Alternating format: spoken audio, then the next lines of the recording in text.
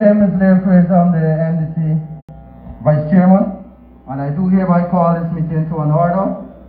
Can we all gather around as we open our meeting with a word of prayer? Can we stand, please?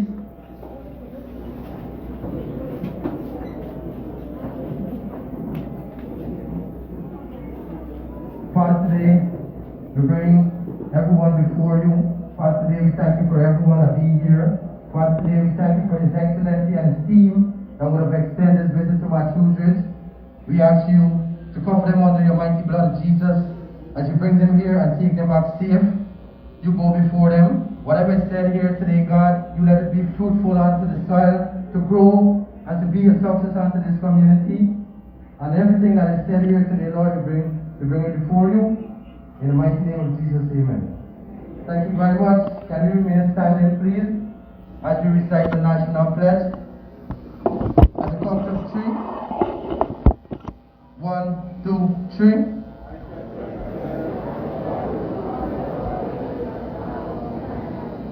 And to be loyal to my country. Be obedient to the laws of Guyana.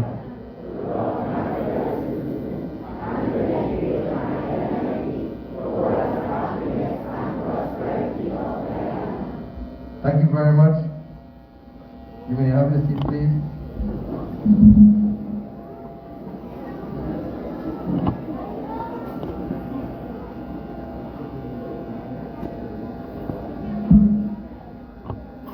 I will now call on the CDC chairperson, Ms. Sharon Phillips, to introduce our visiting team here today. I will give Ms. Sharon Phillips a round of applause.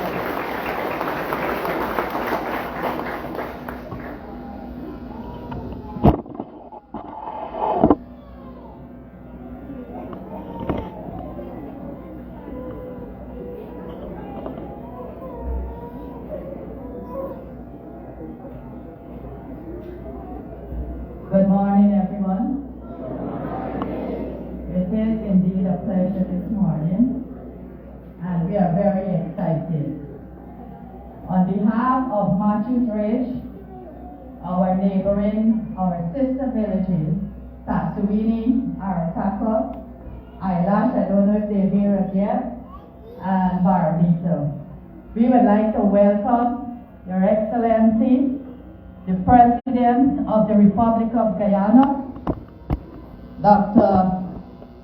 Mohammed Irfaan Ali. We would like to welcome you. It's been a long-awaited visit, and we welcome it very much. I would also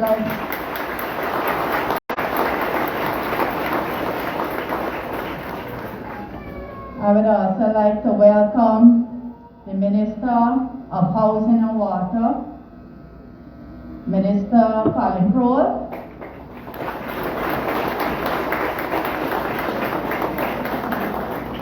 we'd also like to welcome Honorable Minister of Amerindian Affairs, Minister Pauline Sakai,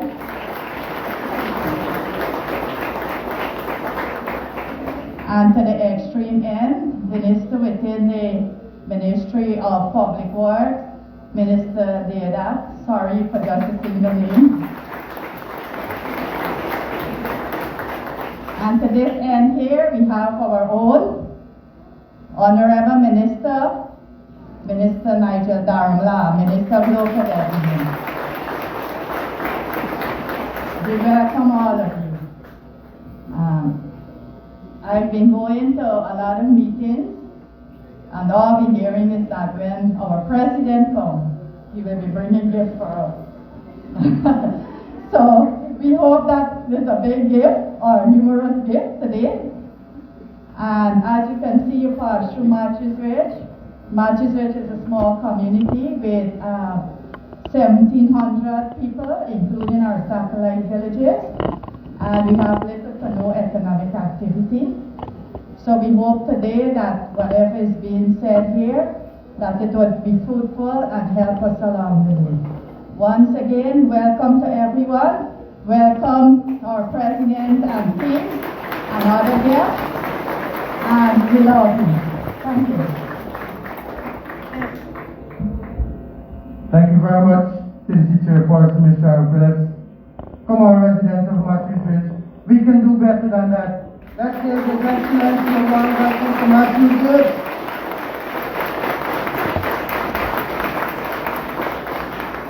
Your Excellency, the President of the Cooperative Republic of Guyana, members of the head table, we welcome you today to Matthews Ridge. I will now call on we now have a dance. Can you please come forward?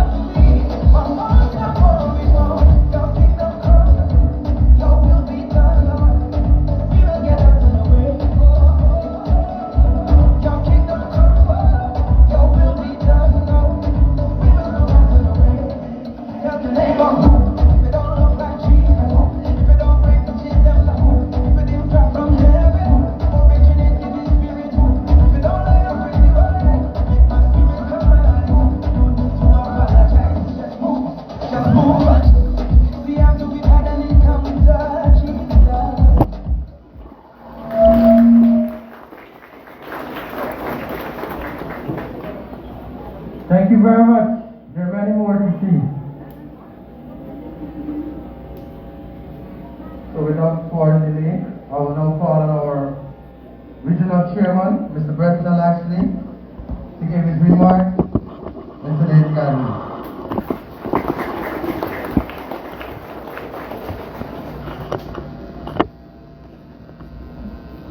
Thank you very much, Chairperson Lear, Your Excellency, President Dr. Irfaan Ali,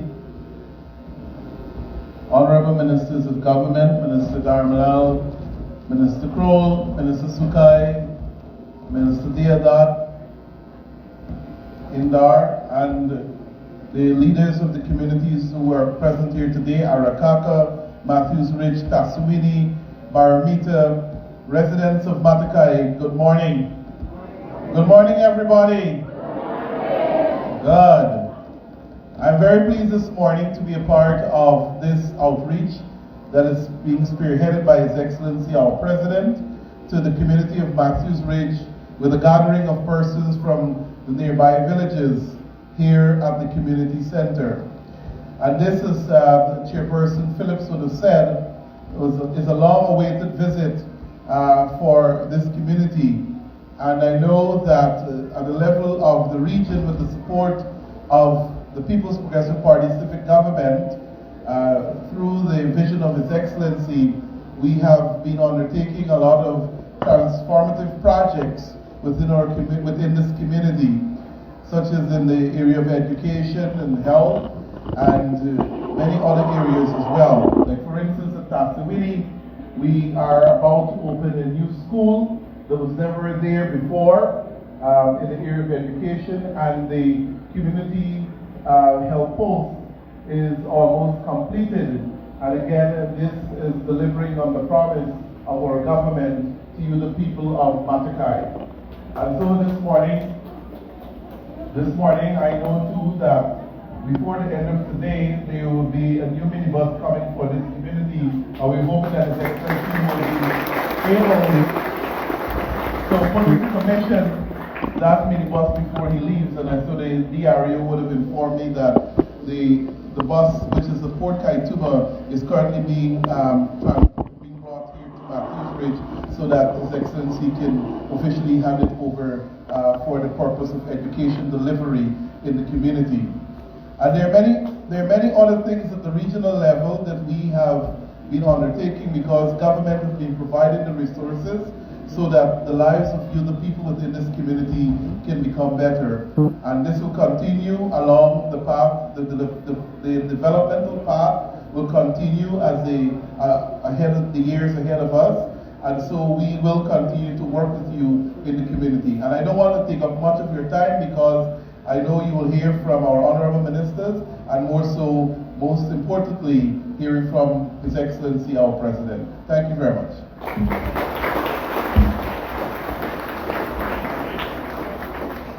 Thank you very much, Regional Chairman of Guyana Region.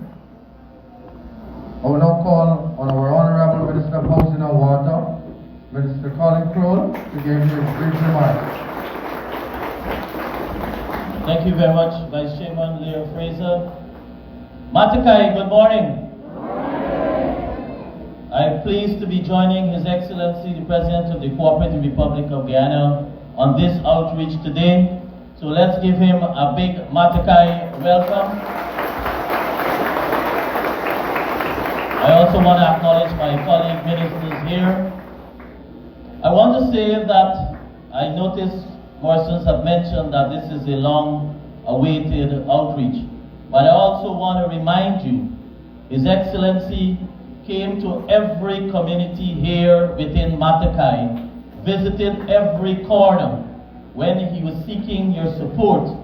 And in seeking your support, he committed to you that once re-elected into office, a PPPC government will ensure that development and transformation comes to every corner of our country. And so you have been seeing such development for your region.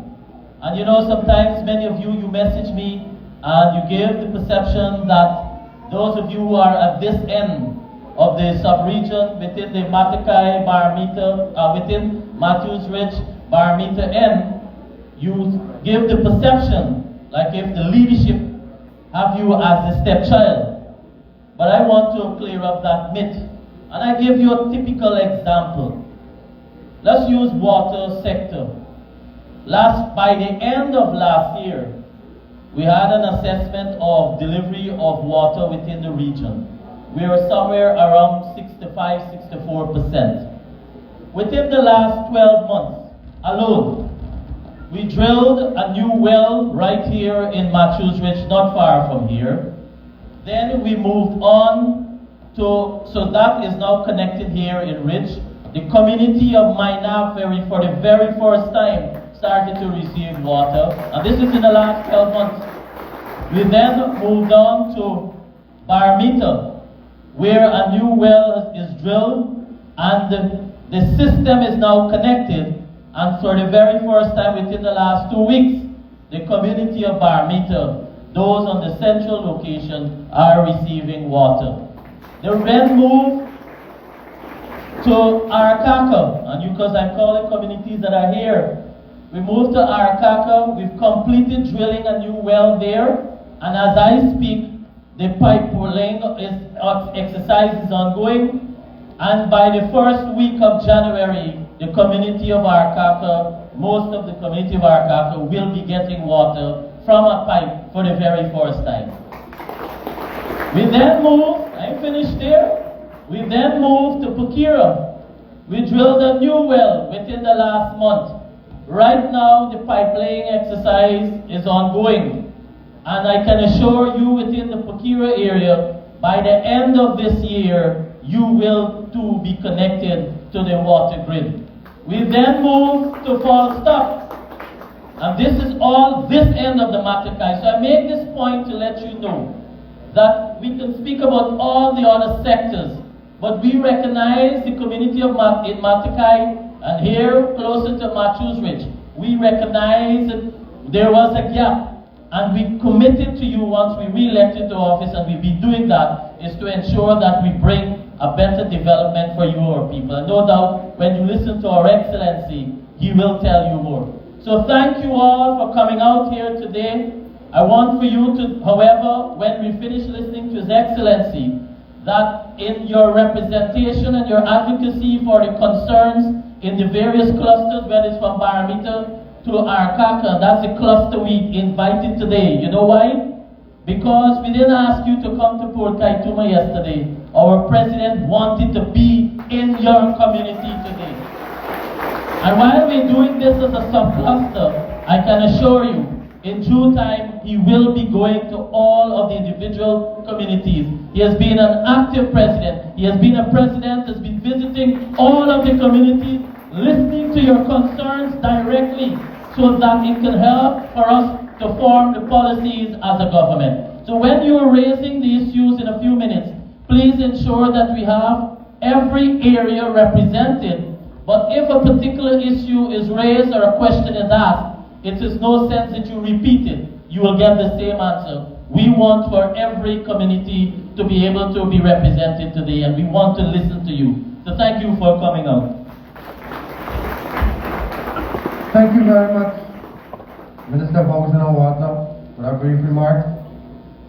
I will now call on our Honorable Minister of American Affairs, Ms. Pauline Sukai. Please give her a round of applause. Thank you, MC and comrade. Good morning, everyone. First of all, let me also recognize the head table, His Excellency and the team, my colleague ministers, and the regional chair, and of course the CDC chairs, the NDC chairs and officials that are here, the leaders from the smaller communities, and of course the residents of Matthews Ridge and its environs, including Arakaka. Today I am very pleased to be here with you, along with His Excellency and the rest of the team, to provide brief remarks to you. The Ministry of Amerindian Affairs is part and parcel of our government, and we have worked in Region 1 extensively. We have worked in all the other hinterland regions. And today the government has allowed us to work with 240 hinterland communities. And of course the Amerindian communities make up almost 90% of those areas. We are advancing our support to the development in all the villages, the communities, the satellites, and this section of Region 1 has not been left out. In fact, even though Matthews Ridge is not an Amerindian community, our ministry has provided support to this community through the CDC. Just to remind you that we have supported a fencing of the nursery school, we have provided a tractor and trailer, and for the administration of the CDC we provided also an ATV. So we have not left this area out, and I know that there is Arakaka. Arakaka too has begun to receive support from us, and we will continue to do that. I know MINAB has written in recently to be added to our list, and I can assure you that we will be working and supporting Minab, and all the other communities that have so indicated that we need to extend our support to. It is one government. Our president is building one Guyana, in which he envisaged that all of Guyana will be beneficiaries to the resources and the benefits of our country, and we have no excuse not to be engaging with the people, neither working alongside you as you develop in your community. There's a lot of work going on across our country, and Region 1 is well integrated into it. Not to signal Minister Crow, who is the designated geographical MP for this area, but when he was speaking, I was thinking, you know, he took care of his constituency pretty well, and he will continue to do so as we work. And you can rest assured that our government and the Ministry of Amerindian Affairs will continue to support the development in the Amerindian locations and villages, including the CDCs that we are engaged in. Today, I want you similarly to raise matters that you believe can help to advance your community and village development, and I also want you to make recommendations so that we can take our development in Region 1 forward, including you, so no one will be left behind. Thank you very much for being here to welcome us. Thank you.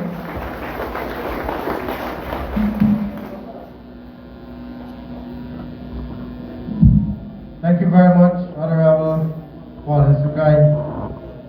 I will now call on the Minister within the Ministry of Public Works, Honorable Minister Deodat Dindar. Please give him a round of applause. Thank you very much, Excellency President of the Corporate Republic of Guyana, colleague ministers, friends and colleagues. I'm just happy to be here today to join His Excellency here, just to make sure that I provide support to whatever announcement the President will make today. I just want to let you know that the Ministry of Public Works stand in full support of you, and all works that we have to do with the power company as well as roads and so on, we will ensure that it's being done.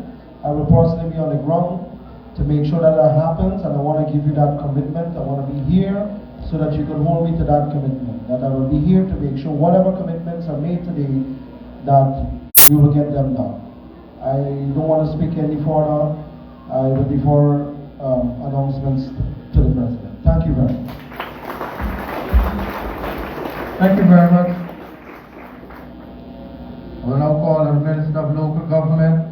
He's no other than Honorable Nigeria Carolina. Thank you, Mr. President. Good morning, everyone. So I'm happy to be back in Matthews Ridge once again.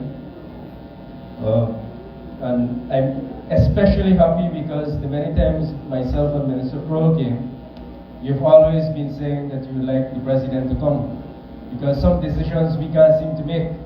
So happily, His Excellency has brought us back with him to make sure that the decisions that he will make today on behalf of his government to the people of Matthews Ridge, that we ensure that those interventions are implemented. So you know, since President Ali took office, we've been spending a lot of time working across the country, and in the communities of Matakai, and in particular in Matthews Ridge, both here, Arakaka, and towards Baramita, we have been doing a tremendous lot of work in different aspects of your life. And so, during the course of next year and the following years, we will continue to intensify what we're doing to make sure that your lives become less challenging. Matthews Ridge is a challenging area for many of you. And when President Ali took office, one of the first interventions he made in Matthews Ridge was to ensure that to fight the effects of COVID, that every single household in Matthews Ridge receive a COVID cash grant of $25,000. And only a few months ago, an additional nearly $14 million President Ali sent to this area for for the support as a hinterland grant to families in Matthews Ridge and the surrounding communities. Likewise, the 446 children that we have within this area going to school, each one has received this year $30,000, and I think the last time when Minister Kroll and I were here, some of the guys who had stood up to speak at the meeting had said that they were ramping up production at home as well. So we are happy to work with you. Likewise, we have, I think, 70 pensioners in Matthews Ridge that we are supporting every month with $28,000, and since President Ali took office again within 2 years, it moved from 20,500 to 28,000. Similarly, old age pension, public assistance is now $14,000 per person per month, and 58 persons within this area are currently also receiving. That aside, I think that a few months ago, myself, Minister Vikram Bharat, and Minister Ashley Singh came to meet with the company, GMI, on the instruction of His Excellency the President when there was tremendous damage to the roads within your community and between Kaitiuma and Matthews Ridge. At the end of that meeting, some commitments have been made or were made, and we have started to see some improvements. But I still believe that a lot more has to be done, and the residents of Matthews Ridge and the surrounding communities, you can be assured that this government is working for all the people of this area so that your lives could be improved. One of the most important things about today is that you have the President of Guyana, within your community. That doesn't happen regularly in many parts of this world, and even a few years ago, we didn't have this happening. So let us welcome President Ali and make sure that we raise our issues with him, and we work with him to continue the development and continue to support him so that his government can work with you, the people of Matthews Ridge. Thank you very much.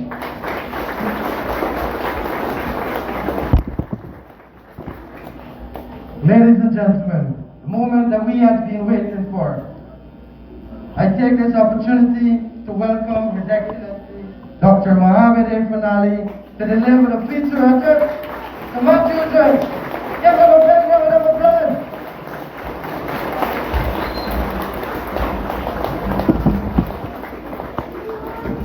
Thank you very much, please. Thank you so much. First of all, let me say how very pleased I am to be in Matthews Ridge, and say that I'm very pleased also that a number of the satellite communities could have joined us today. As we embark on this mission, which is primarily to listen to you, to listen to some of your concerns, to listen to you on the challenges you face, and to see how we can find solutions together, how the government can work with you in improving your lives and creating a better condition of living for all of you. You know, we came into government in a very difficult period. Many difficult situations we have had to deal with since coming to government. When we assumed office, we had the worst pandemic ever, the COVID-19 pandemic. And we're not out of that pandemic as yet. Then we had the worst food shortage in the world in decades that the world have ever seen. We had the worst supply chain crisis. We had the worst cost of living issues the world have ever seen. All of these challenges, we came into office, we met, we confronted, and yet, we have been able to deliver more than 75% of what we set ourselves to deliver in the manifesto in less than 2 years. We have removed more than 200 taxes. We have given you back the school uniform grant, the transportation grant. We have brought back the school feeding program. We have increased old age pension. We have increased public assistance. We We are supporting differently abled persons. We have committed ourselves to the upliftment of lives of every single Guyanese. We have returned the CSO jobs. We have returned the presidential grant. We have granted a COVID-19 relief grant. We have granted a hinterland and riverine community grant.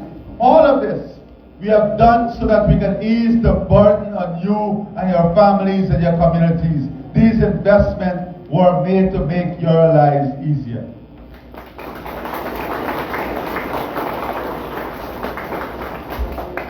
As we confront the challenges of the future, we have to understand what is it that will give us the best possible life in the communities we come from and in Matthews Ridge. And let us take health, for example. What we are trying to do is to build a healthcare system that can support the health needs of every single citizen. So we are building 4 new level 5 hospitals in the country. That is hospitals of international standard. Those hospitals will be supported by regional hospitals, level 3 hospitals. And in region 1, we'll invest, we have already invested hundreds of millions of dollars in the healthcare system. But in the next 3 years, we're going to invest more than $5 billion additional resources to improve healthcare in Region 1. At Fort Kaituma, at Matthews Ridge, at Mabaruma, at Moruca, we are investing so that you can have the best facilities. Much more than this, we have said that every single person from these communities who have the basic entry requirement and would like to be trained as nurses, health workers, and even teachers, we are encouraging you to get registered and let us help you to get trained so you can be qualified and we can bring you in the system to support the health and education sector. For us, we can't build a modern society unless we have every single person having access to electricity. And that is why we are expanding electricity supply all across the country. In communities where we don't have a grid system, we are working on giving those communities solar farms. And in other communities, we are working on a 30,000 solar household program. So every single household in the hinterland and riverine area will have some form of energy supply, electricity supply within the next 3 years.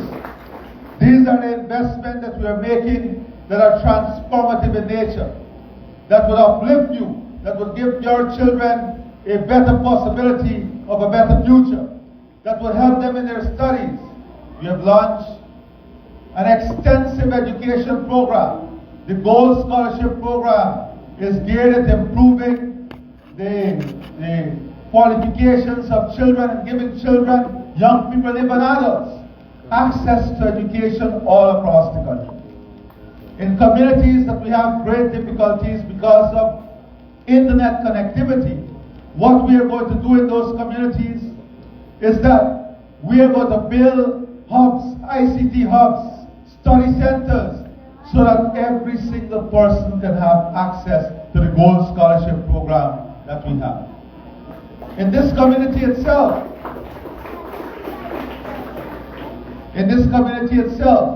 we have a number of persons who are naturally skilled in mechanical work, in electrical work, in welding and fabrication. One of the things that we want to do next year is to bring the private sector to this community to see how many skilled persons we have and to see how we can create employment for those skilled persons, how we can have you solve the labor problem we are having on the coast, especially in technical areas. So we will have a recruitment drive in this area to select you, identify you, train you. So Minister Indar and Minister Ashley will be back here with a number of the private sector people, especially those who are operating the oil and gas sector, so that they can be here to support you so that they can be here to help you in identifying the young people, those who are willing to be trained, those who have the skills and need a certification, so we can involve you in the active development of our country whilst you have an income coming your way.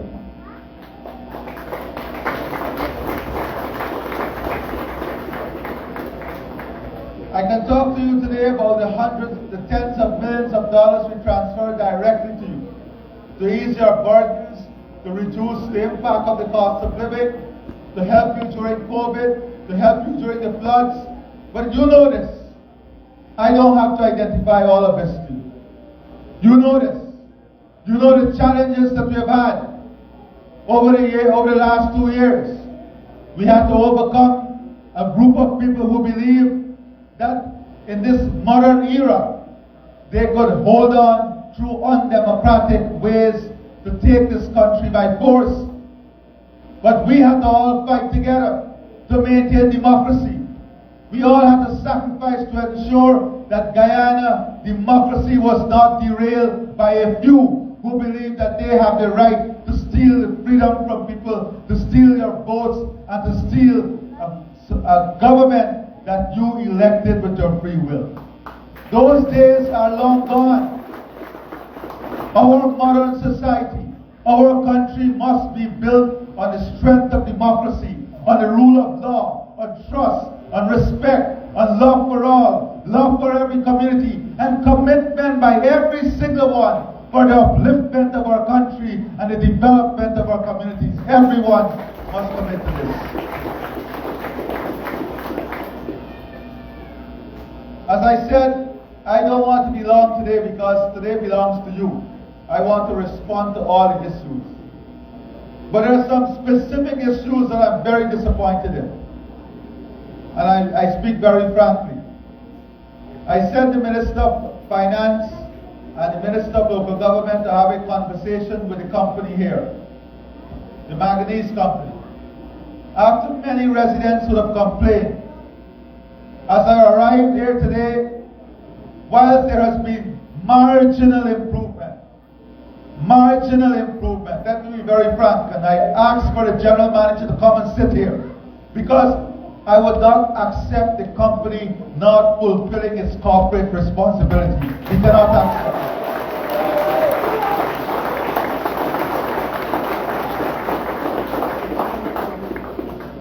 We spoke about the abuse of infrastructure in this community.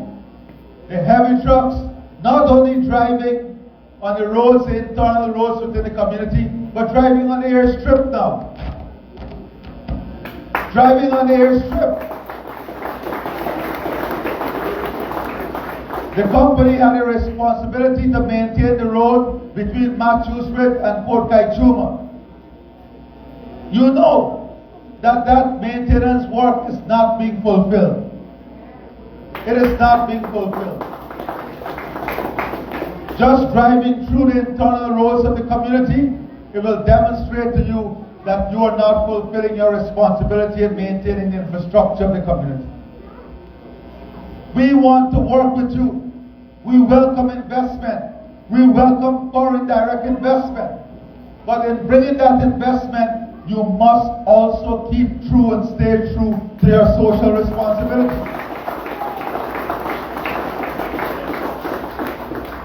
So whilst we will continue to work in supporting the investment and supporting the investor, I'm making it very clear that investors need to step up their game and fulfill their responsibility to this community.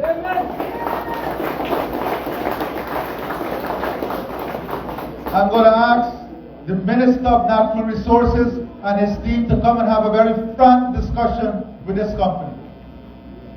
And we must have targets set and time frame. And that time frame must be monitored stringently.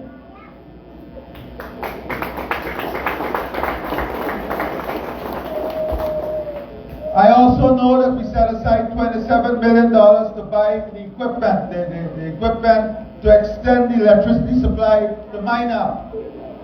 The equipment, all the material is bought and it's at Fort Kaituma. Over a year now. And technical people have not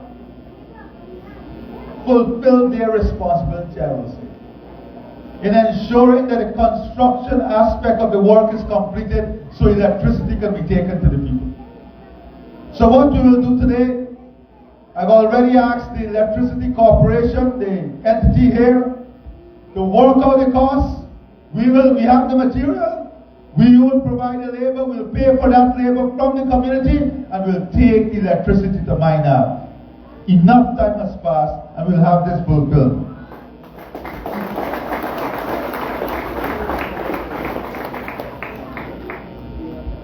The internal roads within the community, we have to address the internal roads. So there are some roads, I think 3.8 kilometers of roads in Station Street, School Street, Heaven Hill, and Hell Hill. Those 4 roads, I've asked Minister Indar, Minister Nigel, Minister Colin, and the regional engineer before the end of this week to come up with a solution in which the local contractor and the residents will be involved in building these streets, so the employment and the revenue generation and the income generation will be right here in the community.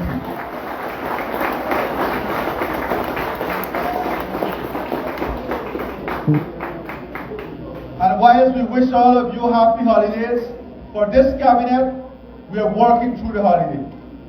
And before the end of this year, the work on these 4 streets must commence. Must commence to have those 4 roads going.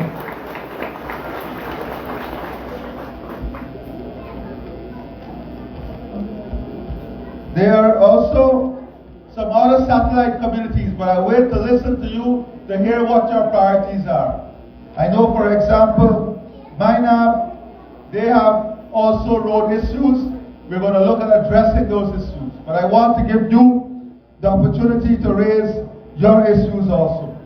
Let me say to you that when Minister Indar and the private sector individuals come, we want to have all the young people who require training and certification in particular areas, so that we can help you. Income generation and having access to jobs requires us, the government, preparing you for those jobs. And we are willing to make the investment to prepare you for those jobs. That is what we are willing to do. To ensure we give you access to the training and to ensure we provide the training opportunity. The Minister of Agriculture is also going to come before the end of this year. What we want to do is to identify a group of young people and single mothers. We want to identify 25 acres of land, and we want to develop a model agricultural food production system here for this sub-region. So that if a company have to buy food supplies, the model farm can be a provider of food for the company and food for all the other private sector entities, for the mining sector, right here. So we are going to work with you on an integrated model farm of 25 acres. So we'll work with single parents and young people. The Ministry of Armed Affairs with the Minister of Housing and Water, who have responsibility for this area, will work together with the Ministry of Agriculture in designing this so we can move into actualizing it by the first half of next year. So we can develop this 25 acres area. These are the ways in which we can build a new breed of entrepreneurs, in which we can bring additional revenue to the community.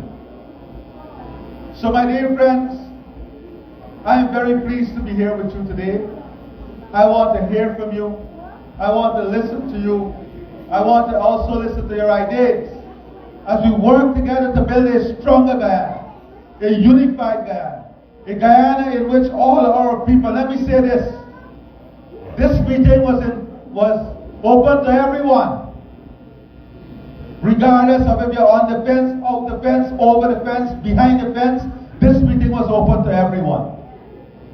To the NDC, RDC, everyone. Because there seemed to be a new narrative. Because this government is active in every single community, regardless of how you voted or how you did not vote. This government is going to every single community, and that is bothering the opposition. We have to call them out. Now they're using their local leaders to say, we have to block the government from coming in. Why? Democracy, the best form of democracy is from here, the ground, when the people are involved. When you can come here in this open environment and speak about your needs, speak about your challenges, and speak about what you want as your priority. And guess what? They are invited to listen too. They're invited to listen too. But if you want to absent yourself from the forum that gives the people the power to tell you what they want, then you're absenting yourself from the lives of the people, from the development of the people, from the development of the community. And guess what?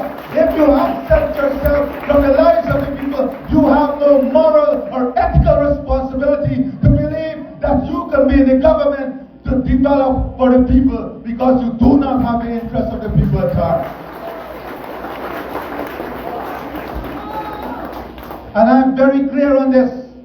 With every ounce of energy in my body, with every ounce of energy in this government, they have one mandate. We have one mandate: to tear down every single barrier of division, to take down every barrier, every wall of hate, every wall that they put before us to divide us and separate us as a people. We will tear it down and destroy it. We will plow through it, and we will build a Guyana that is united and free and prosperous, one that brings to every single citizen a life that they richly deserve.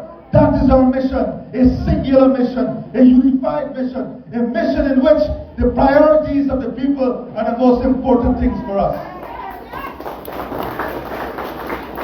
And I speak passionately about it because we know how hard we're working to achieve it. But there is a select few in this country. Many of them, their only ability they have is to put pen on paper and with the ink of hate, write all day. But ask them to do something, they can't do a thing. They can't do a thing. But I have the power in the ink of hate. But I have one ink. But that ink is the blood in my body. And the blood in this government is the blood of love, unity, togetherness, and bringing people forward.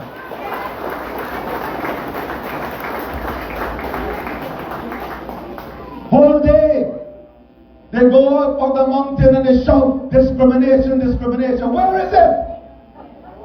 Everything we do is for every single community.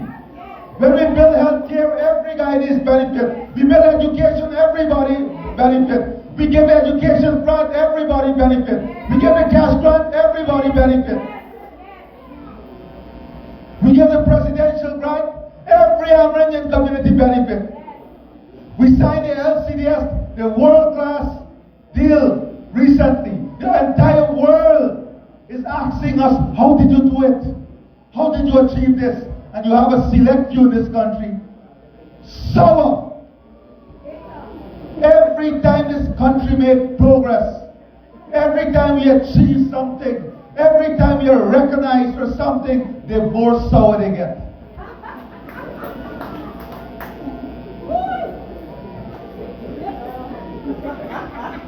I can't understand it.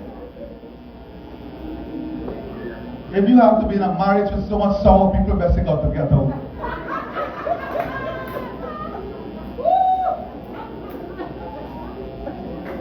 Let me be very, very clear. And I'm sure the vast majority of people in this country are seeing for themselves how sour they are. And they are going to get out of their grip. And they are going to get out of their perceived control over which they think they have a people. and they will join the line of love, unity, prosperity, and they will work with us in this government to run senior in every community.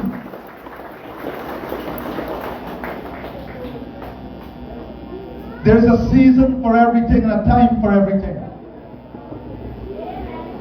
The season and time for elections are over. It will come back in 5 years and you'll ensure you do what is right. But after the season and time was completed, they did not want to respect the outcome. They did not want to respect the outcome. When you elected us, and the people of this country elected us, they elected us to govern in the interest of all the people of our country. And I am proud to say that with a clear conscience, and a clear heart, we can say unequivocally that we have been doing just that, governing in the interest of all the people of our country. So as we continue this discourse in which the power of the people is the power of the government, in which the power of the people is the power that decides what their priorities are, in which the power of the people is reflective in the government bringing their needs to the front. As we continue this forum, I now hand you that power in telling us how we can make your life better. Thank you very much.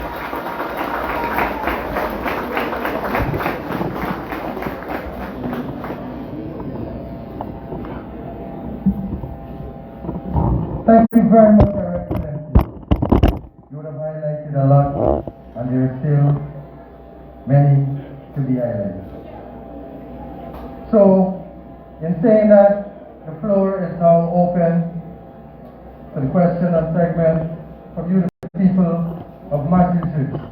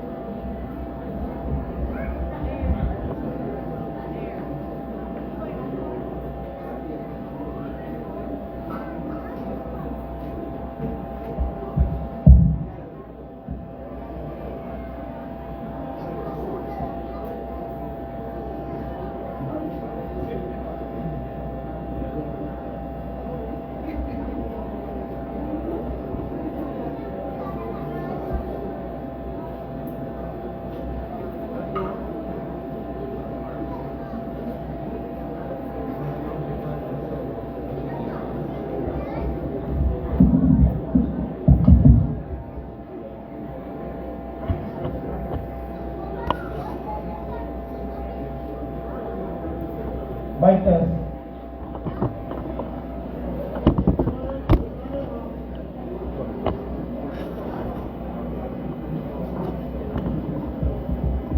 Wow, we're born again. Matthews Ridge, a loud applause for the President and his team.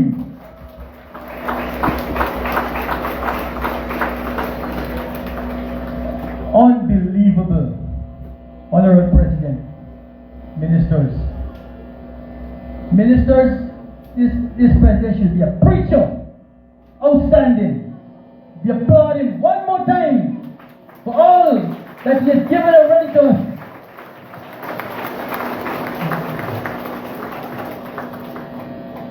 Anyhow, I had a big paper, but I got to scrap it.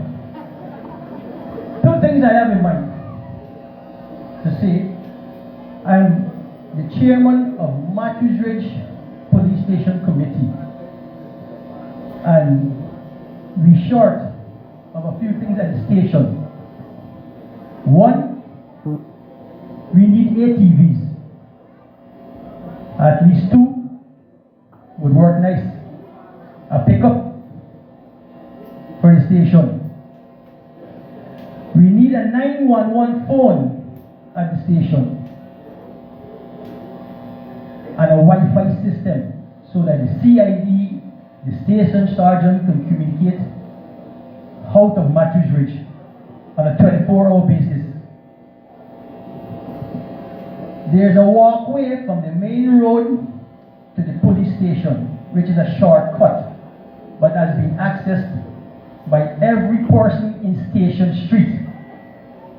We need to look at that walkway and see how we can do something there. It's the fastest way out from the station and Station Street to the main road in case of emergency. It's a need. That's for the police station. We have outstanding policing in Matthews Ridge. I must say so. Outstanding policing in Matthews Ridge. Let me give a lot of applause to police in Matthews Ridge. Outstanding. For the schools, the food program, I had the opportunity to visit Baramito and Arakako. And the meals at Baramito and Arakako is like you're in Marriott. Balanced meal. At Matthews Ridge, unbalanced. The kids gotta drink water. At Baramito they drink juice, fruit juice. Arakako fruit juice. What happened to Matthews Ridge? This is not a government issue. This is a school issue. This is leadership in the school. The kids cannot have a balanced meal in Matthews Ridge School. No juice, no fruits. I have pictures to show at Baramito. You have a balanced meal.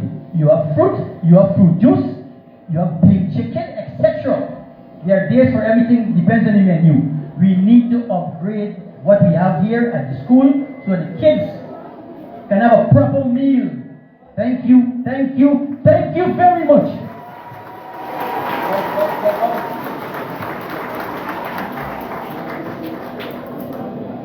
And lastly, last and final, we wish to have a piece of land where all the cattle owners can have their cattle go out of the village.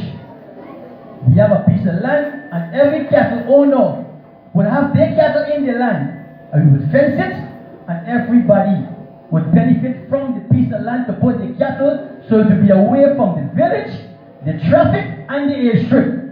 Thank you again.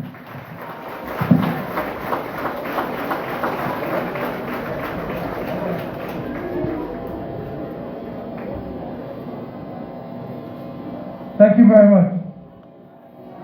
Mr. President, Ministers of the table, today I would like to present on two areas for Matthews Ridge that needed urgently attention.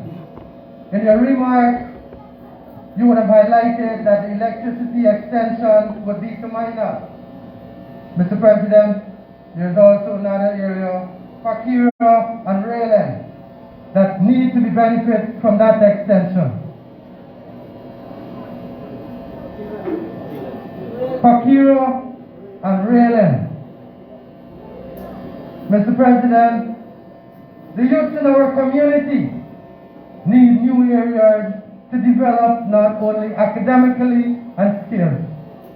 So far, we have been receiving skill training programs under the Ministry of Labor, and because we do not have a functioning skill training center, those skills are not put to use for this year. If we can have such facility functioning, we can utilize those skills to provide better service to the people of Matthews Ridge. Mr. President, as it relates to sports, our community has been neglected for quite some time.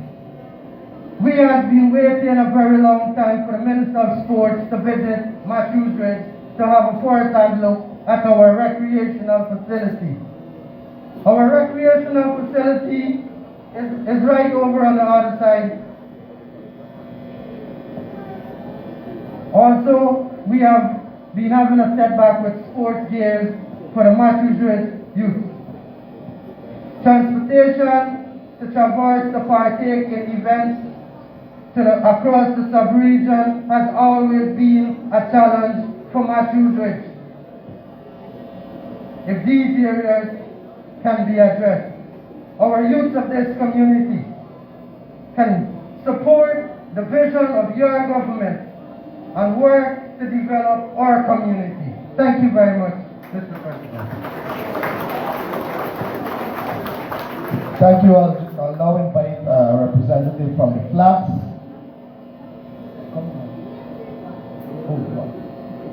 We have a wide section of communities or satellite communities represented here. So we have a representative from the flats, and next I'm calling a representative from my lab. So just be prepared. Good morning, Ministers and His Excellency. Welcome again. My name is Colonel Jupiter. I'm a former Hinterland Scholarship student, and I've appealed to the Minister before on matters of agriculture. Not just because I see it as a benefit, but growing up on a farm, I noticed the importance of food security. And being a child in Matthews Ridge, the storage barn is just like a landmark or a location. The buildings are long gone. We don't have any storage. You know, most of these foods coming from Georgetown or reasons. So when I heard you mention, well, the agriculture minister is coming here and we're going to get some land to do some stuff. But to be honest, I've been feeling we have sent proposal to the ministry about 2 years ago, and then last year again. They replied and said, well, it's going to the technical team. So I'm just hoping that you guys are going to check in with us, because there's some young people that has been ready very long, but we haven't heard from anybody in particular. Reach out also to Sir sincerely. Well, putting the issue of agriculture aside, even is very important. There's a personal issue that's affecting me and every other young person that is applying for a government job in this region. There's a young lady from Moruca by the name of Omina Williams. I haven't forgotten her. She always aspired to teach, but she only had about 4 subjects to CHC. They gave her that chance and they told her, well, you know, we're going to work with you, then we're going to get you to get educated, a bit more qualified, we're going to send her to CPC and so on. It never happened. This young lady, her father gave her his boat, his agent. She used to bring children from 40 miles down the river to go to school. She never got paid for that whole year. I came in Matthews Ridge to give my service to the school, and I ended up in a similar situation. I'm not here for us to just blame the headmistress and the senior mistress. We need to organize a better team or a better way of paying people, because it's happening also in the health field and other fields. Even my mother, when she used to do microscopy, sometimes her salary comes 6-8 months late. So we need to find a way to adjust it so these beautiful young ladies don't need to end up in the back dam. Because right now, Omina Williams is in the back dam. Somebody who always dreamed of being a teacher. Because of how the system has treated her, she find another way to work. So I'm just hoping that we can really focus on this agriculture and focus on the way and the rate in which we pay these people, because they're not going to value the jobs. And we need people in certain areas. Thank you. Listen, I want to ask the Minister of Education and the Chief Education Officer to come here before the end of the year. I want that Ms. Williams, young lady, to come. I want all the other persons who have the qualifications for teaching, nursing, and health workers to come to that meeting. And they will announce it. Colin, you're going to follow up on this so that we can resolve this before the end of the year. I'm looking for the radio to find out what happened to this young lady. So we're going to work with you on this. So Nigel, and I want to report back on these things too.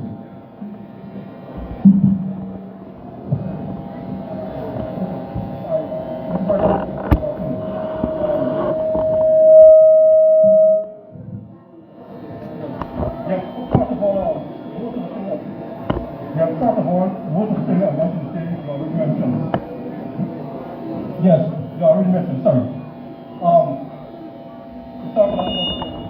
Yes, you talk a lot about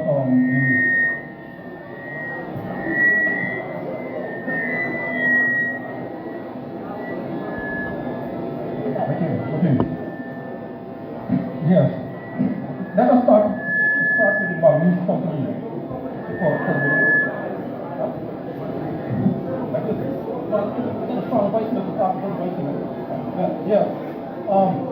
These structures, Mr. President,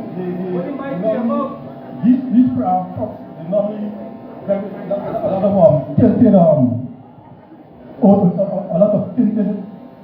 glasses and the tailgate normally just open. So when it's carried, this person carried from a road, you find that the hump, you know, and that's one. Secondly, I want to thank you when you were the Minister of Housing. You said to me that you've been happy one of these days that God will help you to assist us. And doing it diligently, I can see that you achieved what you said.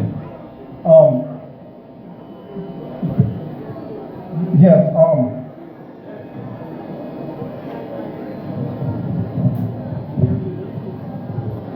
what of this? Okay. Yeah, Mr. President, yes. The next thing, right, I'm living in my parents' house. And my children living in their parents' house. If you understand what I'm saying, it's one generation to a next generation in the same house. Okay, listen.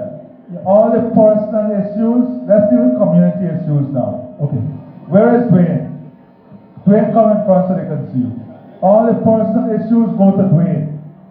Right? Dwayne and Jaida, they're taking on the personal issues. Let's focus on community issues.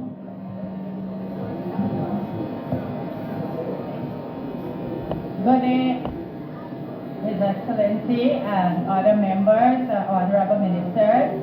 Once again, I'm the CDC Chairman, Sharon Phillips, from Massachusetts Chair. Some points I would like to make. You spoke about the roads, the internal roads, that you have 4 roads there to finish. But I would also like to, if you could include, Pakira has 2 internal roads that is very bad. One of the issues at Pakira is that the manganese company had broken a dam and washed away the culvert there. That is over 6 months ago. We have about 20 people living on that dam.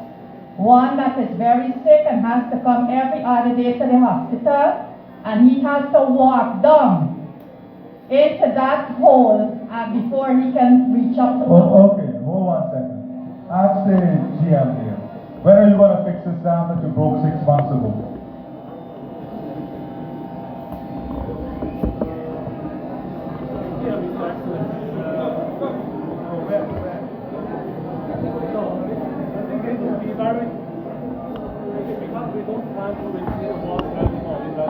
You broke the dam, you go fix the dam.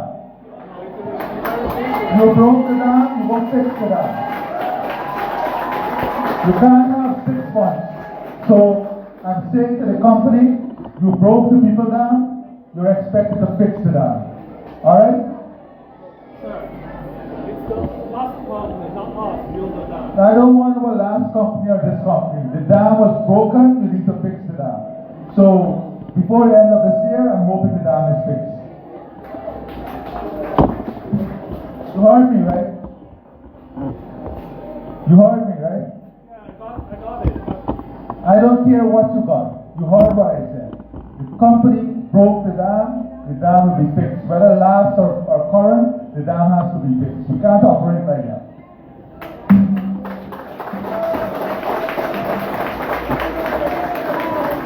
Quickly, 2 more points on the road. We lately have the Baramo company recently. By the way, these communities are governed by rules. You have a minister who comes here that can't even get to speak to you. The chairman of the region requests meeting with you, they can't even see you. So I want a monthly meeting now that you will go to the RDC or the sub-district here, you will have to attend. A monthly meeting between all the utilities heads and the region.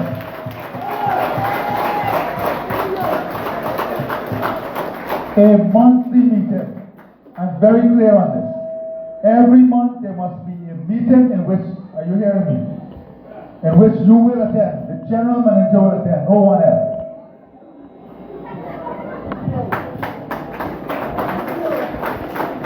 Okay, quickly, we have another company lately start cutting wood, Baramo company. They're also destroying the road, the main road going to Port Kaitumo. There's also miners on the road that every time the rain falls now, there's big flood on the road. We never had that before. It is now happening. We reported it numerous times, and it's still happening. It's getting worse because the water getting deeper on the road itself. We would also like to ask if the government can help us with a housing project, especially for the elderly, because we have a lot of elderly here living in what we call sheds or so on, because they can't afford it. And as you notice, our community is not that developed. So if we can have a housing project. Also our water system, there's well built yet, but we also have about 30 people that is out of the water range. If you can assist us with some black tanks, so that we can help those Amerindians there. Thank you. Thank you, CDC Chair. I now invite the representative from Moruca, and that will be followed by the representative from Arakato. Good afternoon, Your Excellency, Mr. President and Honorable Ministers. My name is Unika Melbourne, Deputy Crucial from Baramita. The issues we are getting with Baramita is that we need an upgrade of our hospital, and we also need an ambulance to take our sick ones to the hospital. Also, our pensioners. It takes 6 months to bring their pension. If they could get it every month, it will be better for them, because if they get a lump sum, sometimes they drink, or sometimes somebody snatch the money from their hands and run away with it.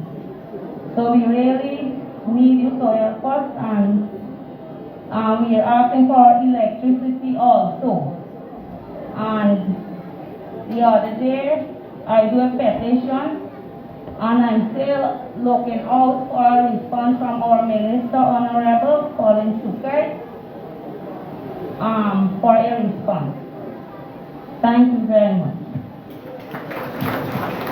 Thank you.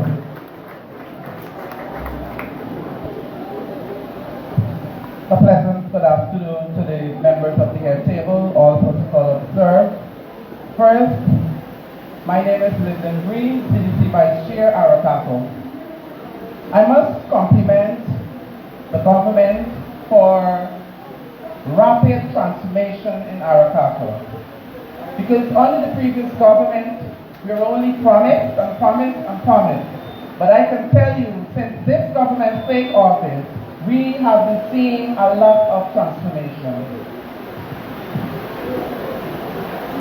I just have a few requests here. One, we are requesting to have a Wi-Fi system set up because of the digital signals not functioning too properly. We are asking for an extension of our electricity to be extended because we have a very huge generator, and this generator can supply to our community like Arakato. So we are requesting for an extension of the electricity in Arakato. Presently, we have 4 teachers at CPC, and I can tell you that we no longer cry out for shortage of staff at the Arakato Primary School, which I must compliment the government for that. Mr. President, I heard earlier you spoke about the investment in agriculture for the Matakai sub-region, and I think the best place is Arakato for that program, because we have the land there, and we think that the best place for the investment for that agriculture program is Arakato. I am also speaking on behalf of the miners. For too long, our miners would have been left behind. We have change of weather, a lot of rain. They flood out, they got to start all over again. I'm speaking on behalf of the miners to have some system set up, either a loan can surrender to them or something. Because many times we start working, we get flooded out, we have nowhere to turn. So those are just few requests from our partner, and we hope to get a response. Thank you. Do we have any representative from Tasmania? Who's from Tasmania here? Maynard? Who's from Tasmania? You're from Tasmania?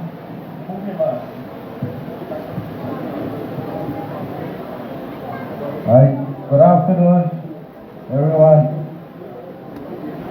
I'm Tasmania representative. The very first time we fought with this team. What your question for, I'm glad the school, they were very glad with the school, the health center also. I feel everyone feels very nice about it. The school children, the parents also feel very nice. Right now we're looking forward for the children playground. We got to get a children playground. A place very close up. Children's playgrounds also. First, number two, the water system, also the water well. Since this year we're supposed to get the water well, but right now the water is not finished yet.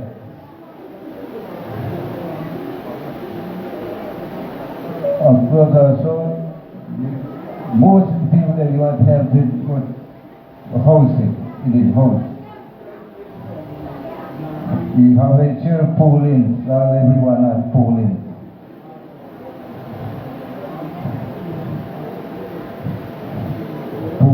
Pool in.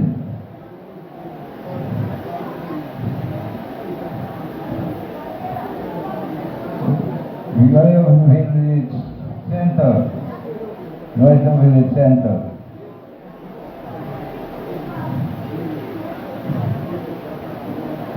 Yeah, that is what else?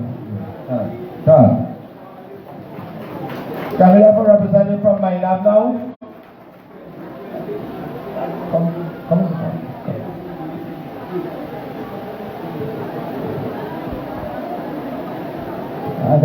Good afternoon, Minister of American Affairs, Minister of Housing, Local Government, and to you, His Excellency, welcome to Matthew's Ridge. I am Ignatius Charlie, farmer and pensioner of Matthew's Ridge. I have one issue concerning the hospital. If a patient fractured or broken his arm, that patient has to be sent to Port Kaituma for X-ray. We don't have, this hospital doesn't have no X-ray. And a person has to pay $5,000 to $6,000 to go to Kaituma for X-ray, and $5,000 and $6,000 back to Matthew's Ridge. Your Excellency, water and housing. I have made to understand that there is a contract in Region 1, Smith Creek, to build 10 houses, and vulnerable and pensioners will be benefiting from this housing project. Mr. Crow, don't forget us here in Matthew's Ridge. We need saying. Minister of Amerindian Affairs, I make to understand that you will review the Amerindian languages of the 9 Amerindian villages, and that you will sponsor and form groups, culture groups. And this will happen when the budget passes. I welcome you on this, and don't forget Matthew's Ridge. As you can see, the 2 little youngsters, they have this kind of sports activity.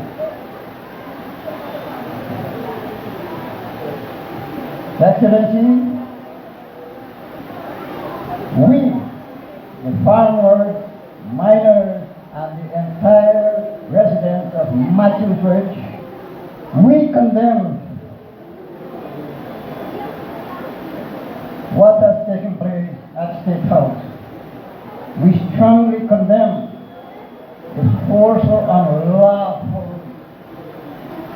forcefully and threatening the lives and families at State House.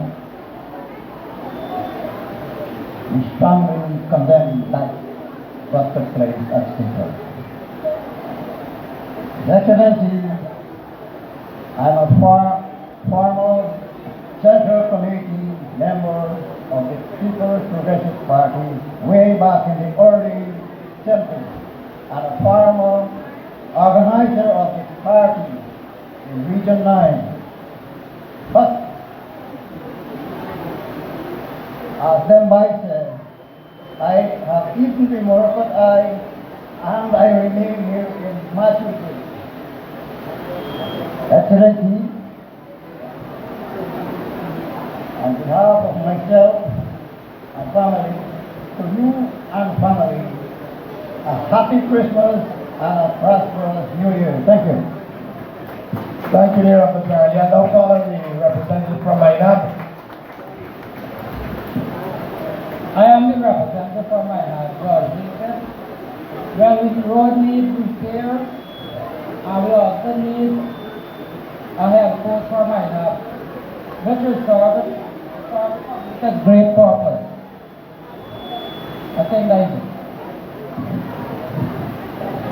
We'll have one more comment from the audience.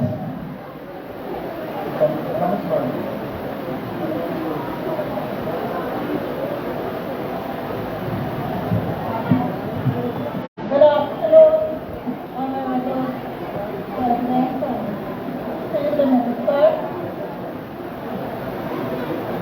My name is Bonnie Lara. I'm a medical officer with the Ministry of Ambulance Affairs, and my concern is on behalf of the Massachusetts people, the flat. You went on the road that is doing well. There is a creek that runs through the flat that always causes flooding in the flat.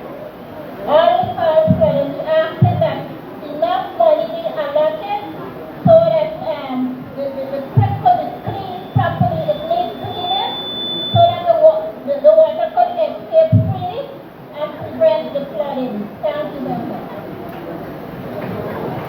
Thank you. At this time, I'll return to the chairperson so that His Excellency can give some responses to the concerns that were raised by residents. Some more, okay.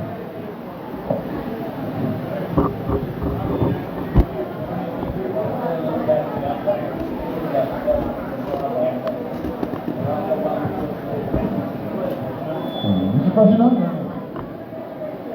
members of the Cabinet, the last government because of that title to the people of Manchester. And in this government now, no one will receive any more like that title. Thank you very much.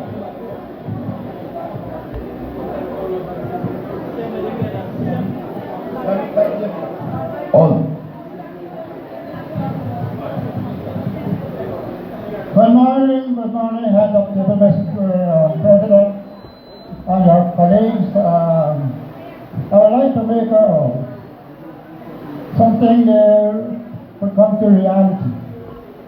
I am a constable in Matthews RC for over 12 years, and since at that time, trying to help the police, I tried to do my best.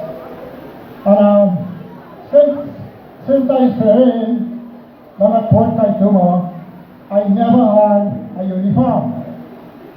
And I spoke about it many times, and nothing has been done about it. And now as I'm here, I'm willing to hear something from the head of table that constable must have their uniform so we can perform in our community. Number two, we need a welfare officer for social protection in Matthews Ridge very urgent. Number 3, the water system, the sewage in Matthews Ridge, at one time, a couple of years back, I was the contractor for that.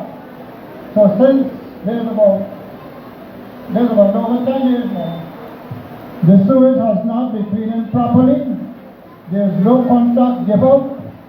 Well, I could handle that if the government willing to give me back the contract. I'm very happy with that because I'm a pensioner, right? And number 4, I have 7 years experience doing local civil engineering. And I contact the NDC, the CDC, and everybody know who am I and what I can do, but I never had the opportunity to do so. And nobody listening to me, nobody take advice. So you remain like that. So thank you very much, Head of Table, Mr. Excellent President, for your visit here, and I hope that we can see the Head of Table very often. So thank you very much. Ma'am, can you speak?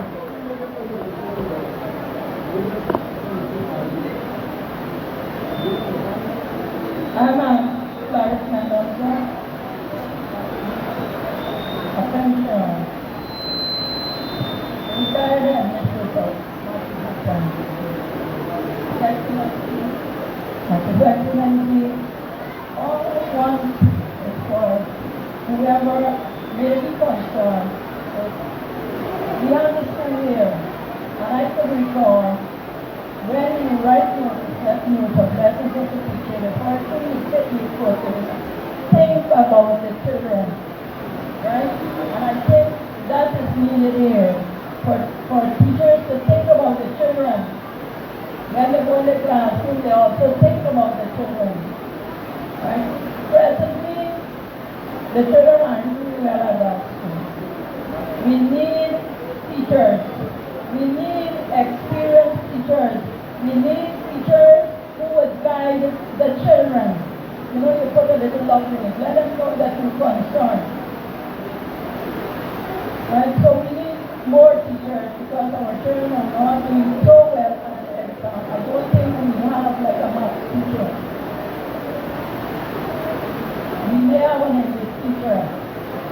We may not have the teachers that guide the children who are writing the exams for whatever they have to do. We need teachers in the secondary department that would have that interest in the children. So that is not only in themselves, but in the children. We have Amerindians not only in the minor. We have Amerindians from Barnita, from along past the minor, way up to Jonas, Kyrie, and you got it because during my time of work, I worked with the Election Commission, and I know all those places. There are Amerindians there who need help. There are Amerindians just by the airstrip. You got it, not only in the minor. Long ago we had Granny Minor, we had Candlefly Minor, and we had that minor. Right, so when you concentrating on that minor there, it's only those are not the people who only need help and will do more. Some of these people, when they get a little money, I don't have to tell you where they go. But you have other people, other Amerindians that are struggling and need this little cash. Some of them do not get because they don't do well. You ask them, stand, share out, some of them didn't get some. And those people are supporters. There's only few people with debt. And those are people who don't appreciate what is given to them. So, I think you need to think about the people this morning. I said, apparently they now wake up. Thank you, Mr. President. Who's next?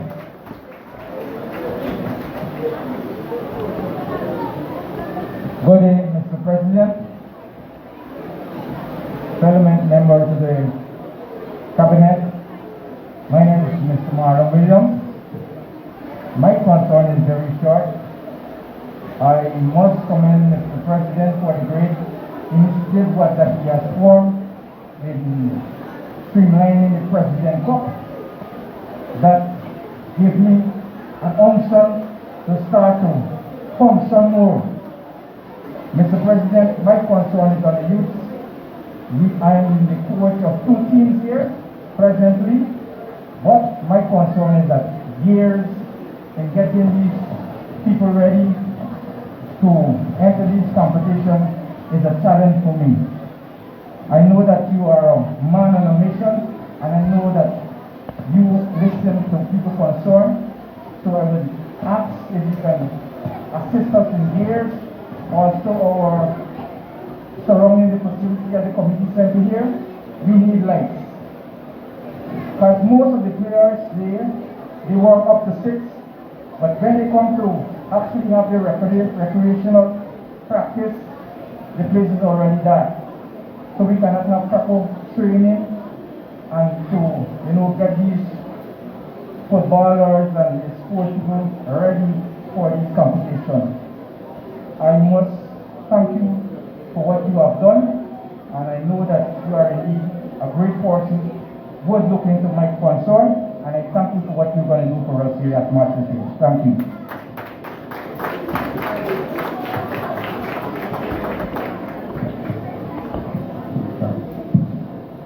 Good afternoon, Mr. President. Season greetings to you all.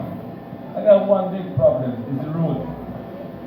This road, no cameraman can walk in peace. Nobody can walk in. I walk, can't walk for a living.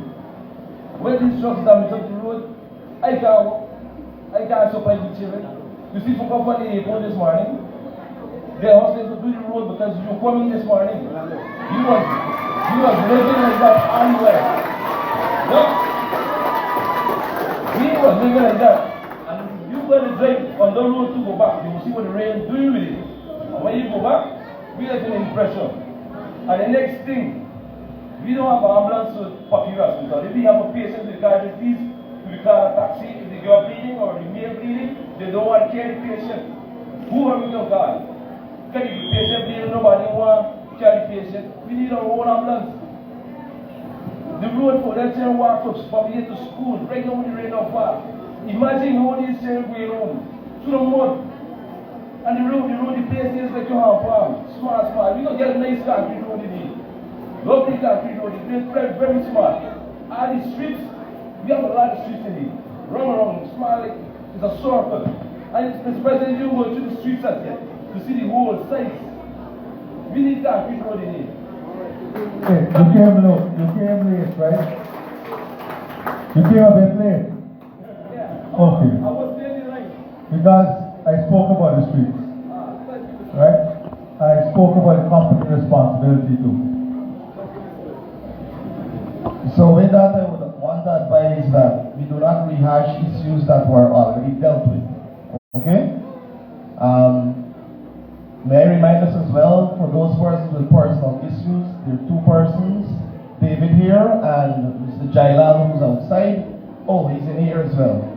They will be taking the personal issues. Good morning, everyone, Mr. President and his many colleagues. My name is Monique Munsami Gomes. I am a teacher attached to the Massachusetts Primary Top, which is the secondary arm of the school, and we are lacking a lot. Now, when we complain to the relevant authorities, which are under the education aspect, some of them, they have attitudes and they want to handle the teachers. Now, before I go into that, I'd like to, of course, thank those who would have made Massachusetts Primary Top a center. So we and our students, we do not have to travel to Port Kaituma for them to sit the CSEC exam they do. Also, we are carrying out our integrated science labs here in Matthews Ridge, and I must thank you for that. Also, our schools, we're having water, running water, and electricity day and night. So, thank you for all of that. However, we have other pressing issues that needs to be dealt with, at least for the new term. For starters, we do not have an information technology lab. Now, our students, they have to type their SBAs and present a soft copy to CSEC. Now, many of these students do not know how to turn on a system, much as to use it. I personally begged when a few other ministers came, but nothing. Secondly, we need an integrated science lab. Now, I would have mentioned that we're doing our integrated science lab, FBA labs here. However, we are sourcing chemicals from the Port Kaituba secondary. Now, all of those chemicals have been expired since 2020. And that's what we're working with. We do not have the necessary equipment to carry out certain studies, certain assignments, certain projects that the CSEC SBA requires. So we would have to substitute that with something else. And I don't think that is fair. Because when these children go to CSEC, they won't have an idea of what's going on. And we're likely to have failures more than students who pass. Just that, we need more teachers in the primary and secondary arms of the school. Now, I, myself, and 5 other teachers are responsible for the entire secondary department. We need more, and we are taxed, energetically retaxed, and mentally retaxed. Also, we have overcrowded classrooms, and nothing, we're complaining, nothing is being done.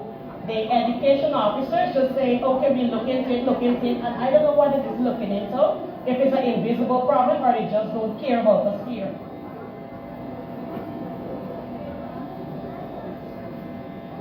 They need to do better for the students who are trying to become something in this aspect of education. We also really need any tactile form of learning for students who are not book savvy. Again, I'm going to say this. Not all of our students in this country will be book savvy or book smart. You have some are tactile learners. They prefer to do things with your hand. Now, if we do not give them things to do, we're robbing them specifically. We're robbing them of being greater than just learning what is in the book and writing on a piece of paper. We need a center of some sort for these children to learn things. I am begging. This is the 2nd time, the 3rd time, the 4th time, and beyond that I am begging for this. Now, I'm not begging for this for me, but for the students of this community. And we love to say education is the key, but we are not giving the key to these children to unlock the full potential. So please, I am begging you to let something be done in the education system for this community. Port Kaituma is favored. They are highly favored. The secondary arm for Port Kaituma, they got television. Apparently, Matthews Ridge Primary Top, we don't deserve a television. But they're saying, miss, these children got to learn, do this, do that. But how can we teach when we don't have what is needed? They want us to work magic with things we don't have. We don't have the ingredients. We cannot cook the pot. Please do something about it. And I'm also saying, so you officers that are here, I know I'll get fired for this, or not fired, no. I'm not going to come under pressure for this, but some officers, they have the nastiest of attitude when you speak to them concerning the education system. They won't handle you more than they can handle the babies or whoever. And they need to stop that. If a teacher comes to you with an issue, your place, you you are being paid to look into that issue and get it fixed. We gotta stop this nonsense and looking at face of these things. This didn't make it. It didn't make it long, but it can't make it now, and it won't make it in the future. But I am just begging for the education system of Matthews Ridge Primary be fixed, overhauled, and every good thing done to it. Please. Thank you.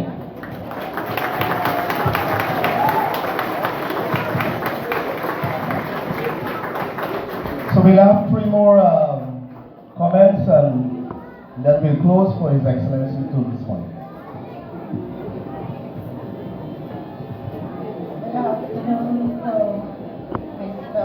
Excellency Dr. Irfaan Ali and the head table.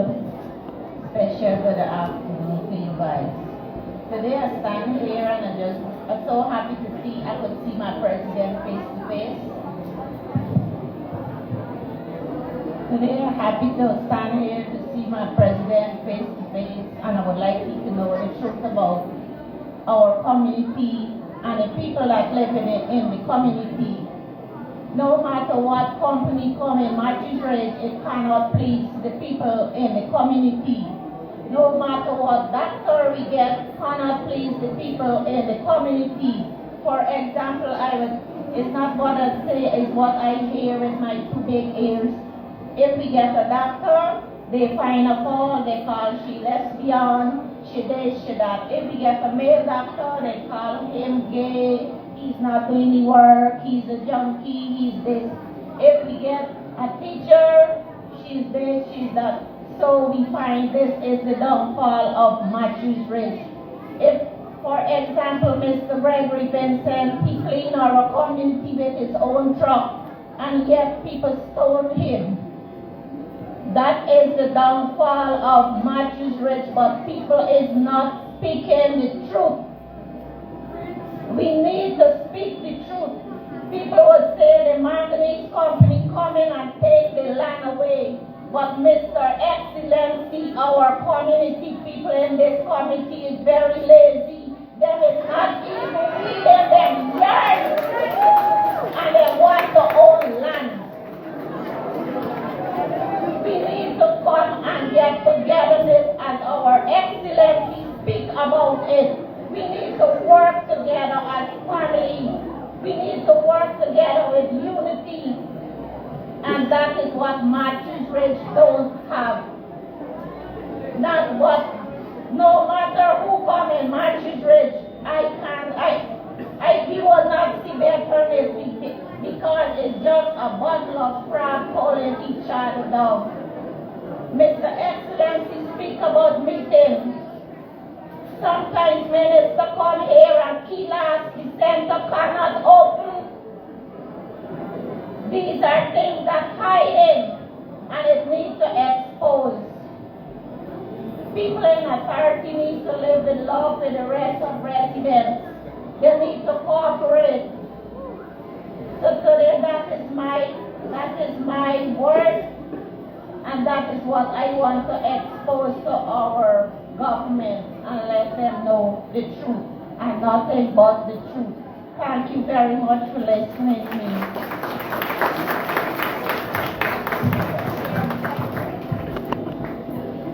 Okay, good day, His Excellency Dr. Irfaan Ali, all members of the head table. My name is Mr. Peter Springer, a migrant who is volunteering at the Primary School. Dr. Ali, I am humbled by your approach as a leader of this country, where you embrace the grassroots approach towards leading this country. The testament of that is you and your team being here. We want to thank you in Region 1 and as a country as a whole. As you can see, I do have a few inches in my head, and I can say to you, for the years of being living as a Guyanese, I've never seen a president who hits the streets, kick the bricks, get where the people need help, try his best to address it honestly, sincerely, with dignity, equity, and unity. Thank you, thank you, thank you again.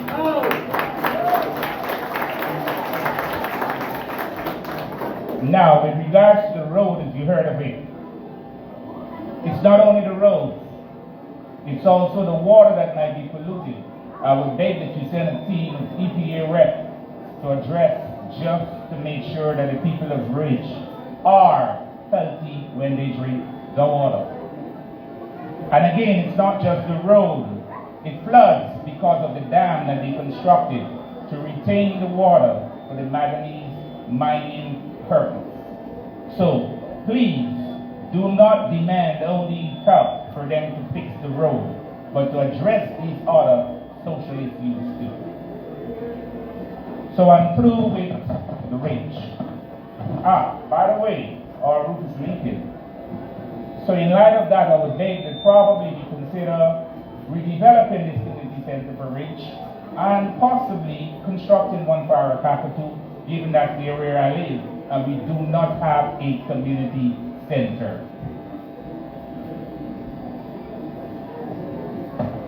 I'm not going to say much with regards to agriculture, for my colleague, Sir Green, have already shared that our capital do have a passion to get involved in that. But what I would like to add is also the cages. I'm hoping that you're considering having the Ministry of Agriculture bring the cage initiative to Region 1, given the abundance of water we have, and given the fact that a lot of single women are in need of meaningful employment. I will close off on what you have heard the most of, education. Our Ministry of Education and Teaching Service Commission needs a total revamp. I give you personal example. I applied for remigrant status through the Ministry of Home Affairs. Customer service, excellent. I got my correspondence timely, professionally, and encouraging. I applied for land through the Lands and Survey. Cannot complain again for the quality of service that I received. I've been volunteering almost 2 years now at Arapaka Primary School, and I'm dismayed, disgusted in the way in which our ministry and the Teaching Service Commission treated our educators. It's ridiculous.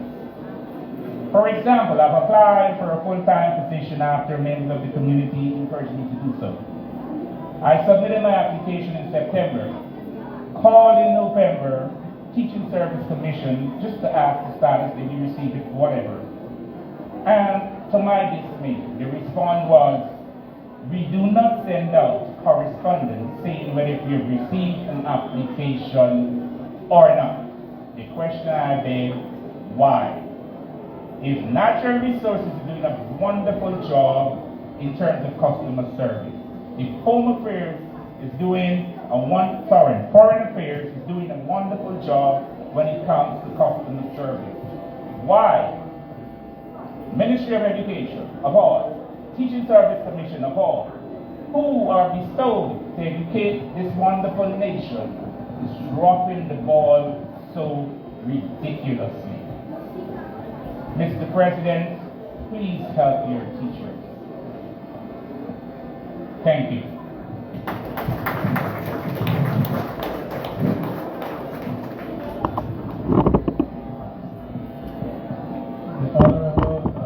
Mr. President and your team, ministers of the government, and everyone else who's here. I'm very thankful to have this opportunity here to stand before you, and thank you for the invitation to be here as a member of the public. And I've been living in this region for the past 10 years, 2 of which I spent here in Matthews Ridge, and the remaining 8 years as a proud resident of the village of Baramita. And I'm very happy and pleased that I can express my concerns that are community issues in nature. Of course, I would not want to repeat what the Deputy Tushau said, Ms. Onika Melbourne. I just simply would like to indeed endorse what she said. And added to that, I have two issues to mention or to raise to the attention of everyone here. At this moment, as we speak, many residents of Baramita village are complaining that they're hungry. I am there, I'm doing religious work for all my life. I've been doing religious work, and I'm a minister in that village, and it hurts me to see people hungry, and people cannot learn on an empty stomach. I grew up poor, and I'm proud. I can be poor but yet have dignity. And the people of Baramita, my Amerindian brothers and sisters, something needs to be done. But hold. Baramita have a school feeding program. We just heard about their school feeding program. So children can't be hungry going to school. We have a full school feeding program in Baramita. You're aware of this? Okay. So you're aware of this, right? Huh? Yes. Okay, good. So let's just correct that. Because we have a full school feeding program in Baramita. Good. And the Amerindian people are living in a changing environment where mining, of course, doesn't always produce the results that they're looking for. If there could be some kind of assistance to them to adjust themselves to the different challenges that are coming, when the goal will run out or when the goal will not yield, how do they earn a living or livelihood? So these are things that I would be very happy if the authorities can look into a little bit more, because they're facing changing circumstances, and change is hard for them to make. They're accustomed to one way of life, but they need to adjust to what is taking place. So those two things, and their culture. The Amerindian people have their own culture, their dance, etc. But sadly, their culture, including their language, the young ones are no longer proud of these things. And I'm very much interested in languages and in the Amerindian languages, and I would love to see more efforts so that they can be proud of who they are, their culture included. So thank you very much for giving me this time, this listening ear, as I express these concerns, which I think will help my Amerindian brothers and sisters. Thank you for your concerns and issues.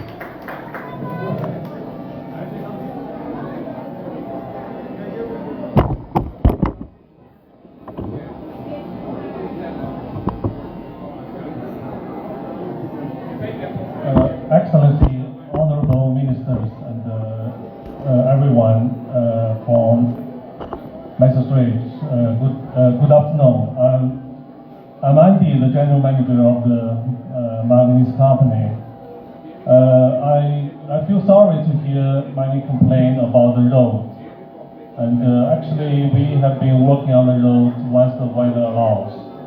And we will continue to do so for the public roads from magistrates to Kaituma. Meanwhile, we will also assist for repairing the road in the village. And so we will work closely with NDC, RDC, to try our best to fix the road in the village. Actually, we do have a plan to do so before the Christmas. And that's our commitment to the community. And I do wish we can work together and make the entire Mudcast operation better. Thank you very much. At this time, I'll redirect the meeting to the chairperson. All right, thank you very much. So I'm holding the company accountable to your commitment of fixing the road before the holidays and maintaining the road. So, as I said, I want a monthly meeting so that we can have everybody around the table every single month looking at the issues, and we don't have challenges like these where you come to these meetings and there is a conflict between the company and the community. If you meet every month, you can minimize that. Alright? Good. Now if I may go through some of the issues, as I said, we'll be doing some of the roads. Some of the roads that you speak of, we'll be doing those roads. Now let us start with the chairman of the Matthew Ridge Policing Group. The request, before the end of this year, you'll have one ATV and one pickup to help you in your policing work. We'll look at the walkway, the pathway to the police station to do with the concrete road.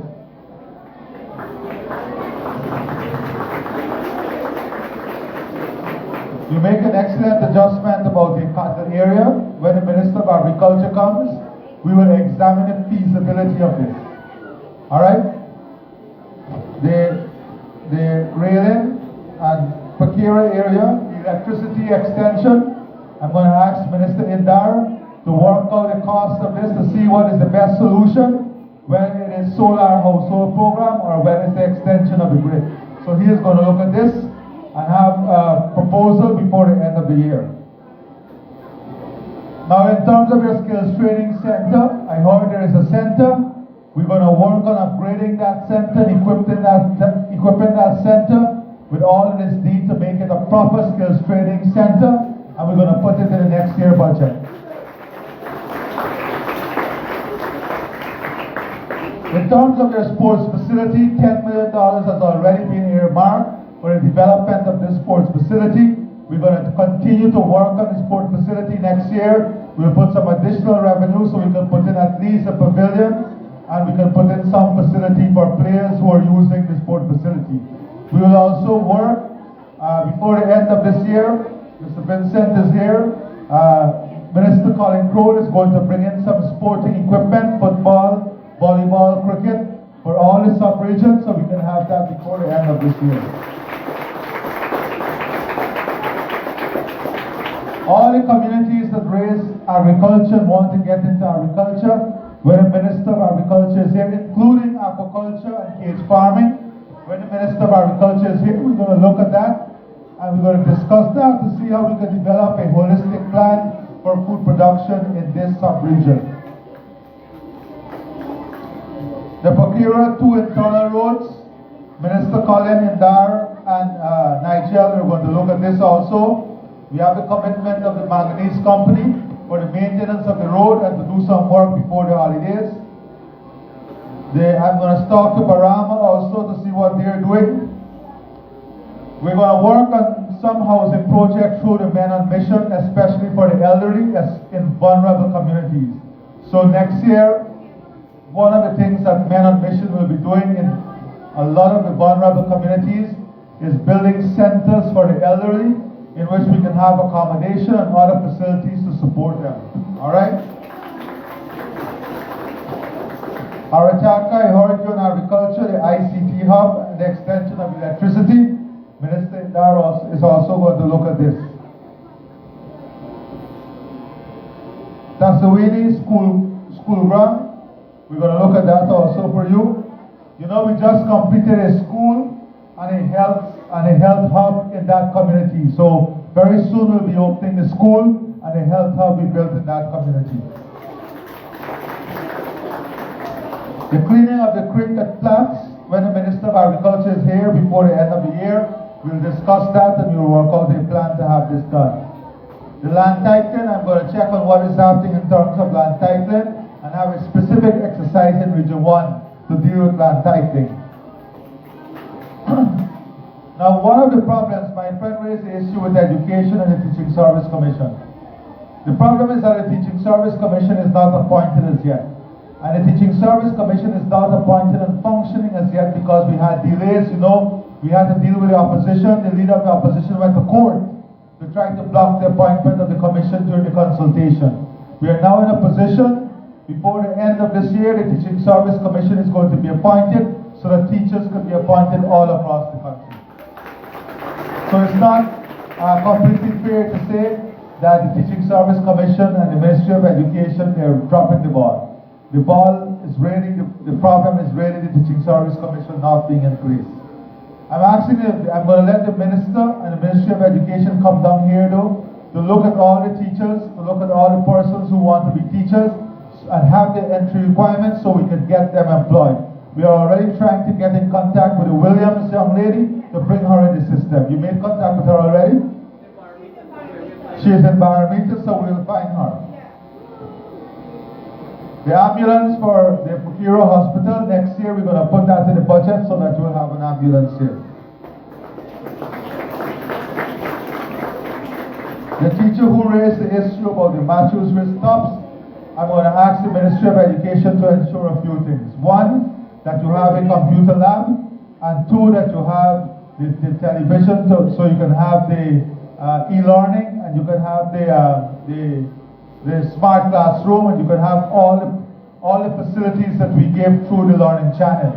So that before the end of January, we'll try to have those television, Colin, you have to follow up on this, installed, and to have some computers installed to help the children with the SB before the end of January.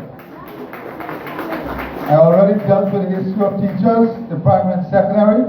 I'll ask Nigel to look at the overcrowding at the primary and the primary top, and to see whether we need an extension of those two facilities so we can put them in the budget next year and have those facilities extended. The water, you want EPA to come and test the water, we're going to ask them to do that. Arataka, as I said, we're going to look at our agriculture and aquaculture that you raised, and I think Baramita, we'll have a special initiative in Baramita, including housing. I'll ask Colin and Pauline to go in there and to work out a plan through which we can give further assistance to that community. So those are the issues that were raised, and these are the things that we'll do. We've already committed to doing some roads before the end of this year. So together we're going to work on having all of this done. I'm very pleased to be here with all of you this morning. I am very thankful for your engagement. I thank you for the interest you're showing in your community, and know that you have a government that will work with you and respond to you. Unfortunately, I have many other meetings. I have to go to Moruca next. So please, thank you once again for all your comments and all your ideas that you showed us. Thank you.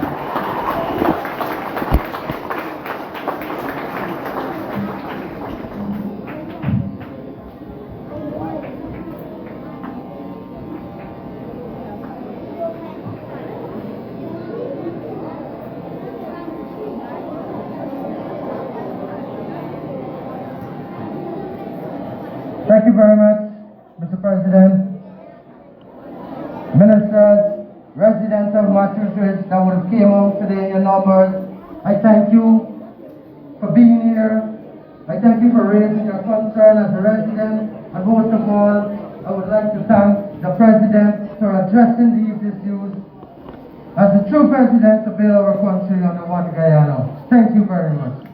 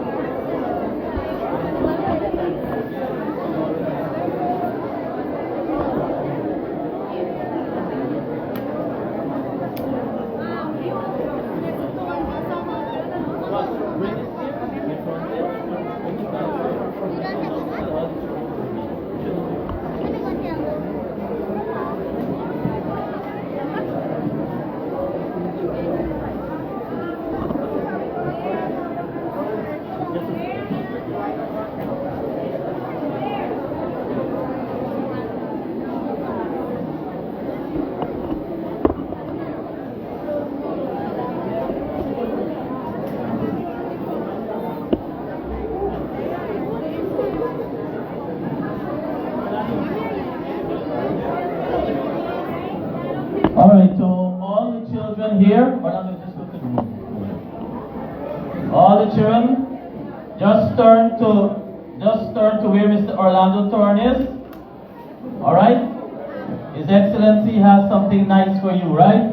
So just follow Mr. Thorne and he will operate out from that room.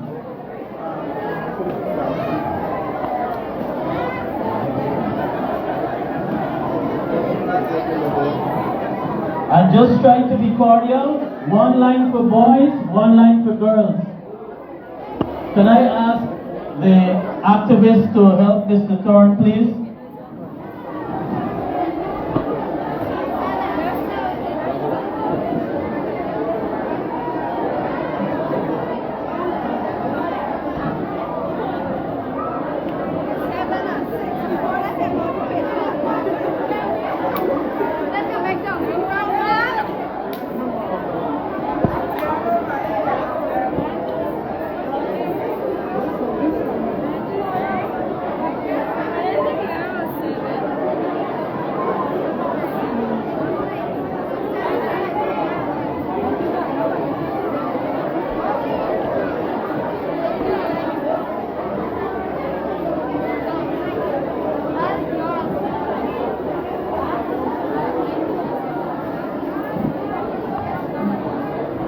So to the children, please be good boys and girls, and your president is leaving you a Christmas gift, alright?